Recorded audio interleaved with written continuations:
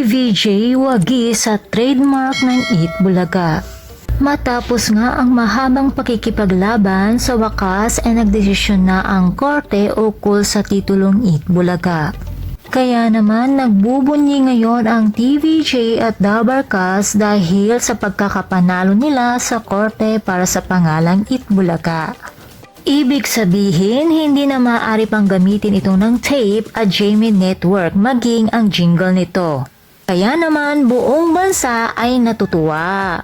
Dahil napatunayan nga ang TVJ ang nagmamay-ari nito at isa si Min Mendoza sa nagbigay ng reaksyon tungkol sa balitang ito. At ayon sa kanyang pinost sa kanyang X account, Eat Bulaga is TVJ, TVJ is Eat Bulaga. Samantala, emosyonal naman sina Tito Vic at Joey nang inanunsyo nila ito sa kanilang Facebook Live kahapon. Nagpasalamat ang mga ito sa mga patuloy na tumatangkilik at nagdarasal para sa kanilang programa. Samantala, ayon naman sa balita, susunod sa utos ng korte ang Tape Incorporated sa naging desisyon nito.